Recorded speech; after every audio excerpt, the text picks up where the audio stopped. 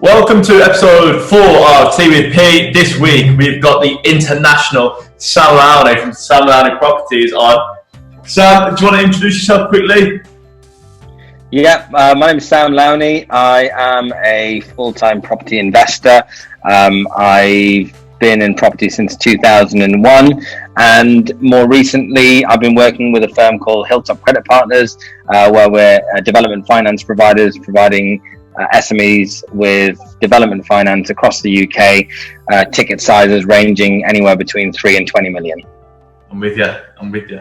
Sam, how did you first get into property then in 2001? So 2001, I came to London to study. I'm originally from Durham, from the northeast, and it was my old man who said nobody wants a business graduate without any work experience, so make sure you get a job. And it was a best friend of mine. His dad was a big property guy in the northeast, really successful, and he used to take me to Newcastle United football matches, driving ranges, go to Lake District cycling and that, and it was a big influence on me, and I always wanted to get into property because of him. So I knew that when I was in, and also my parents are big into property as well, so when we used to go on holidays we used to always go and view properties, and I always liked the idea of an estate agent. You get the office job, you get the shiny suit, you also get to have a car, you get to go and see nice properties, sometimes not so nice properties, but that was the kind of lifestyle that I thought was really good, and you could make a lot of money out of. So I decided estate agency was what I wanted to be when I grew up. So at 18, I went and started knocking on doors with a CV, and unfortunately nobody would give me the job because I was studying full time, and they were like, "We don't have any part-time jobs, sorry." Until I wrote on the bottom of the CV in pencil, "P.S. I will work for free." Better like that part. Yeah, they loved that part. The phone didn't stop ringing, my little Nokia, and it was great. It was a good time because I felt good getting all these offers, went to different branch managers, sat down with them, and in the end I just chose the biggest office. That was literally the decision making. It was in Walthamstow, northeast London, and it was just that though. It was kind of like internship. I was getting teas, coffees, lunches, stapling property lists together. This before computers were on desks. It was cards. This is when you were 18 to 20, I'm guessing. Yeah, exactly. So it was a great time to be in the market. 2001 up until 2008, the market was literally just going in one direction. And so 2008, obviously, a lot changed. It was, for me, it was a hard time, to be honest, because I'd had such a great ride up until that point. The market was just completely crazy wherever you looked. But 2008 was a big wake-up call. And I had to do a little bit of soul searching as well as a lot more research into economics and the history of different countries and property markets. And I realized about 25. This was exactly. So by 2010, I decided to up and leave London for a little while because the majority of my income was off transactions. Any money that I'd made, that was invested in properties, just kind of compounded and put into some investments. But outside of that, I was reliant very much on the transactions in the marketplace. Sales had dried up completely. So, and then all of the media as well. They were talking about World War III. This is the worst depression since 1929. It's like, this is going to get worse before it gets better. Who knows when it's going to come back round again? A little bit like some of the doom and gloom that we're finding in today's market, in the media. The media tend to literally exclamate anything that's happening. But obviously with the coronavirus, it has similar effects, I'm guessing, to the 2008 feel to it in terms of the market. We're in the kind of element now where we're not too sure how the next 12 months are going to play out at all. You read one article and it's completely different from the other article. Do you know what I mean? With projections and whatever. But so then moving obviously from the northeast down to London, you saw that the house prices, what you get for your money, let's put it that way, differ. Or like a complete new market. It's a different world. My old man started buying properties in the northeast. He was buying 2 up, 2 downs, mid-terrace, coal mining village style properties for like £2,000, selling them for £4,000. Those properties are worth now like £50,000, £60,000. In London, You know, since I've been in the marketplace, you know, buying 1-bedroom flats in places like Walthamstow or areas like Wanstead where I'm living right now, you could pick up a nice one or 2-bedroom for anything between 75,000 to 100,000. Yeah. Now those properties are anywhere between 300-400 up to 600,000 for the same property. Crazy. Yeah, I mean the it's just a different world. But obviously there's pros and cons to it all, because the further you are outside of London, the better the yields. Yeah. So if you're investing for yield in London, you know, you're not going to get very far. If you're investing for capital growth, it's a really good place to park your cash. Yeah, and they're two different opinions. So what I'm thinking about also, because I've done my research on you, Sam, I've had to. It's my job. Talk to me about your divulging into the Spanish and the Middle Eastern markets. What happened there? So that was around the 2005, 2007 up to 2007, 2008. That's kind of I spent some time in the south of Spain, where we were doing international properties. That wasn't the best. That wasn't the best experience in property for me. But it was a booming market. You know, everybody was selling properties in Spain to holiday makers, and it was a really good market, and it was good for a while it lasted. But you say it wasn't the best experience, but it was still an experience. I mean, you got to witness complete different sides of things.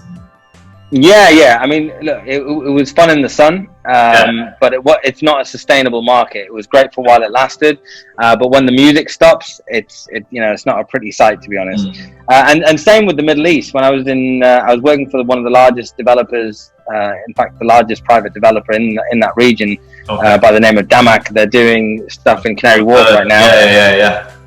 So I was working with that developer, and you know, Dubai was an emerging market. I was just really fascinated by high growth markets. Yeah. But the thing with high growth is it's high risk. Risk. 1 minute you're riding high and everything's great, and if you manage to get out before the music stops, you're a winner. If you stay in there long enough, then eventually you get caught out. I think we've seen that in Seven Capital as well, in and around here, with a lot of private equity firms that have a lot of investment from abroad. As soon as it dries up, the show is not exactly the same. Do you know what I mean? It's not at all.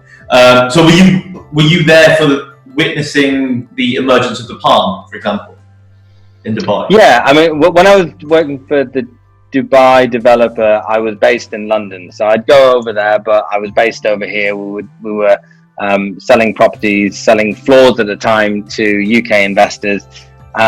So yeah, it was during that time that I think there was the Palm Jumeirah that was all getting built. Yeah. And they were announcing a new palm every 5 minutes, and you know, that whole thing, just looking back, it was totally unsustainable. And that's why today, since 2015 especially, since I spent 5 years living in Hong Kong as well, between 2010 and 2015. But from 2015, since I came back to refinance the portfolio and go again, I decided I'm going to stick with the UK market. The UK market's been reliable. It grows in a responsible way. There's rules and regulations. It's well established, and we have a chronic undersupply of affordable housing, which really suits the investor, quite well. You mentioned rules and regulations. What's your opinion of the recent stamp duty legislation changes? What do you think?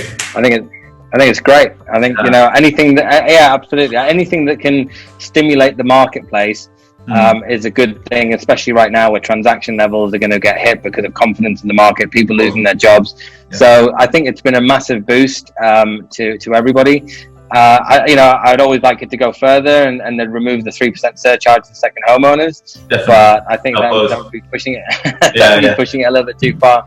So just to kind of conclude it all, Sam, to be fair, is question: what is Sam Lowney up to today? What's a normal week for Sam?